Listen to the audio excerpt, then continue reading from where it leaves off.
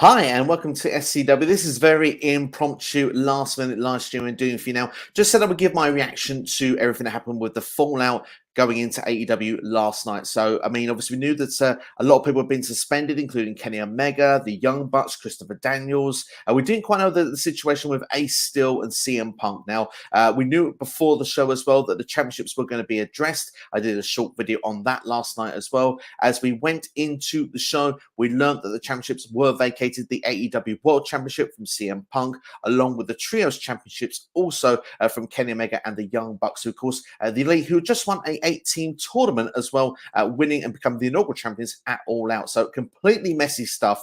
But one thing was for sure, Tony Khan, I would say, dealt with things the right way at the start of this show. Of course, he did a sort of short statement backstage as well. He was booed from fans, so it was right. He wasn't in the arena with everybody. I'm sure that probably would have not been the best atmosphere at the time for the show either. But when you look at things here, obviously he couldn't do two tournaments, so he's done one for the world title that will conclude at Arthur Ashe Stadium, which I'll talk about in a couple of seconds. But he did go with the Trios Championship. He just decided that in the opening contest with Death Triangle going against it was the best friends of Orange Cassidy, Trent, and Chucky T. But for me, I felt it was kind of throwaway when I look at it. I do look at them with the new champions, probably was champions we could have had or perhaps should have had from the start in Death Triangle. I think Pac, Lucha, the Lucha Bros as well, fantastic at what they do. But I do feel, and I said this yesterday, I think Tony Khan needs to do everything in his power to get Will Ospreay and Aussie Open back. Personally, for me, I think they'll be perfect with the Trios Championships at this point, because you know that Kenny and the Bucks will be back eventually. You know they're building for Ospreay versus Kenny Omega. You know how salty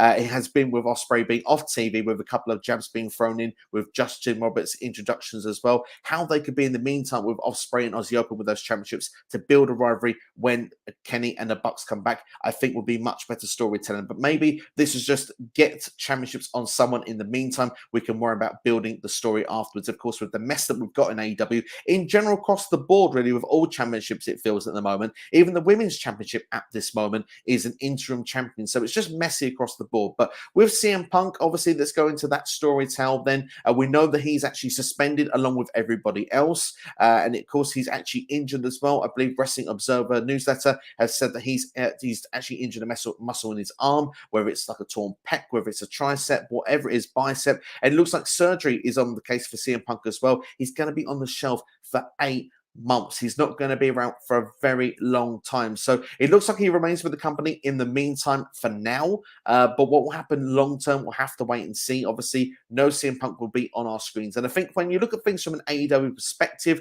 just in general, quickly, Tony Khan promised we're going to have all our major heavy hitters back after all that. We're going to have full strength programming AEW going as it should be, and instead we're missing a lot of top names. Like we say, we're missing Punk, we're missing Kenny Omega, we're missing the Bucks. Adam Cole is still injured. Cody's gone off to WWE. It just feels like there's a big hole on the show. But just before we go into what we did see on Dynamite, there were a lot of positives that we got from a makeshift Dynamite, by the way, and we'll talk about those in a couple of seconds. Let's look at the bracket, shall we? As you can see there with Arthur Ashe Stadium there, we've got Hangman Page and Bryan Danielson. Danielson goes on to take on Chris Jericho in the semis.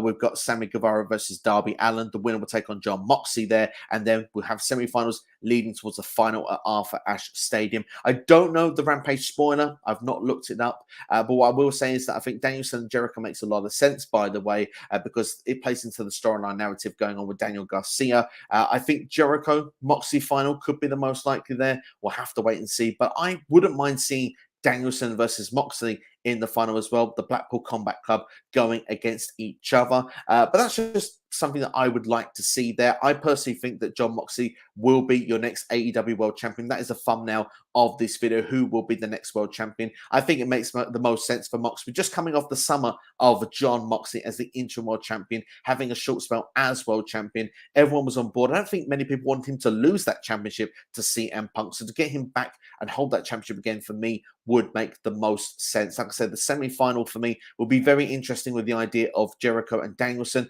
Will Daniel Garcia play into this? That was kind of the narrative there for the storyline at the end of Dynamite this week, with Daniel Garcia winning the ROH Pure Rules Championship, of course. He won that from Wheeler Yuta. We had Danielson present the championship and put the belt around Daniel Garcia's waist. Jericho said he wasn't going to be there to support Daniel Garcia because Garcia wasn't there to support the Jericho Appreciation Society at All Out, which was a solid match, by the way. It was the one match I missed off my review, which was a bit silly me. But Jericho Danielson was a great match before. I'm sure they have another great one next week. But the storyline there sets up perfectly now for them to in the semi-final. Will Garcia end up joining the Blackpool Combat Club? I feel like that could be the most likely at this point. And what happens with Wheeler Yuta? He's probably quite salty now that he's actually lost the championship. Danielson obviously presenting it there to Garcia, giving him his magical moment for his idol as well. I wonder if Wheeler Yuta may turn on the Blackpool Combat Club at some point. Maybe we just see him switch groups. That could be interesting going forward. But for me, I would like to see Wheeler Yuta remain in the Blackpool Combat Club. I do think that it could be that sort of challenge of acceptance at the start with Garcia coming in. But for me, I think it's a solid group, and having those young guns, that's what the Blackpool Combat Club is all about for me. Having the likes of Claudio come in, who's a seasoned veteran, that isn't what it was meant to be when that group first started, in my personal opinion. But I'm loving that storytelling, loving where it's going. MJF, of course, kicked off the show as well. Of course, he did the full babyface stuff to kick things off because he had everyone saying that he should be a babyface going forward. I think a lot of legends were saying it, many saying that even in the media scrum, is he going to be presented as a babyface going forward? Everyone's going to want to see him doing well. It's that authority thing. Usually the authority is the heel and that person against them is the babyface. I think MJF played it perfectly. He did the babyface thing to start off with. When Moxley came into the ring to cut his impassionate stuff and his passionate promo later on, we saw the true MJF. We saw MJF kind of go to his salty best. And for me, I just thought it was a great twist and a great turn, the way he done that, the way he made WWE references as well. The show, look, I am still going to be the heel. I am still going to be the guy that you should be booing as well. And when we get to that bidding war 2024, let's not kid ourselves here. MJF is going to be a world champion in AEW, in All Elite Wrestling. And when he is going to do that, he can actually tease the idea then of what's going to happen going forward. Is MJF going to leave this company with this championship? Kind of like CM Punk did. It kind of was supposed to be the storyline presented, I guess, with him winning the championship from Punk. We're not going to get that. But as I said, I think Moxley is the next best candidate. Although, as Jonesy said on a live stream yesterday for the All Out review, we've not seen Danielson versus MJF. And I do think that could be a fun storyline as well. And I would like to see him do that. I would like to see Bryan Danielson as a world champion at some stage. I mean, Bryan Danielson and Hangman Page had a fantastic match once again. I felt Jericho's promo, though, early in the night kind of said he was going to go against Bryan Danielson next week. So I kind of think that kind of spoiled that match for the result a little bit for me. But overall, I'm not going to complain too much. They're a fantastic 20-minute match.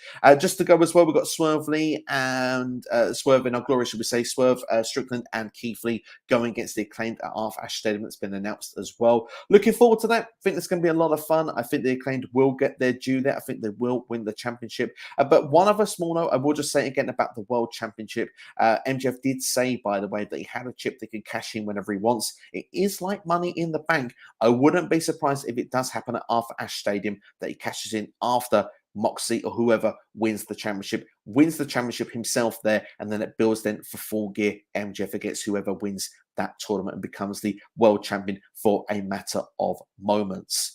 I'm trying to think if there's much else that I wanted to talk about on this stream before I head off, but thinking into AEW Dynamite there, I thought overall was a solid show. I thought it was good. I did think with the Stokely stuff, we'll talk about that very quickly, we didn't see anything really with a connection with him and MJF, which makes me think, what was the explanation? I know we were going to get one. We didn't get it in the end. We've got to wait a little bit longer at the moment, but perhaps we will find out very, very soon what the link is between them. But if they are separated, because there was no reference with MJF or Stokely throughout the night and that group, that this group maybe won't be the main event playing group that I thought that they would be, which would be a crying shame in my personal opinion, because I do think that they would get a lot more TV time with Stokely being with MJF, even though MJF doesn't need a mouthpiece. But the likes of, Heavy backing up with the likes of Ethan Page, W. Morrissey, we've got the Gun Club in there, Lee Moriarty as well. Thought Lee Moriarty, by the way, fantastic with his heel antics there as he was sort of dancing around on the stage. Thought that was something that we can keep an eye on in future reference. Thought that was quite fun. But all in all, I did think that there was solid stuff. It was back to business for AEW on AEW Dynamite this past week. I thought that they did do a solid job with the show. I do think that it's makeshift as well. They kind of got to do the best when you've got so much going on backstage, so much chaos. And let's be fair, it's not been good publicity for AEW in the last sort of few days. And of course, sometimes they say no publicity is bad publicity. For me, this was. Punk's going to be gone for a while. I don't know how long the Kenny and the Bucks will be gone, but obviously they've all been taken off of the opening credits as well. The graphics that we see at the start of the show, I think that would say that they are showing that, discipline is being enforced here, and it's going to be stronger than what we saw with Kenny, with Eddie Kingston and Sammy Guevara by the looks of things, and perhaps so it should be. Will everyone come back at some stage? I'm guessing they will now. Hopefully suspensions is where it's going to finish, and let's be fair, they're all top talents, and we want to see professional wrestling at its best. We want to see them all in the ring competing each and every week. We want to see less of this, backstage politics and drama going on. We know that sort of drama will exist in a wrestling company. Not everyone's going to get along, but I think more professionalism from what we've seen from the alleged reports coming out over the last sort of few days.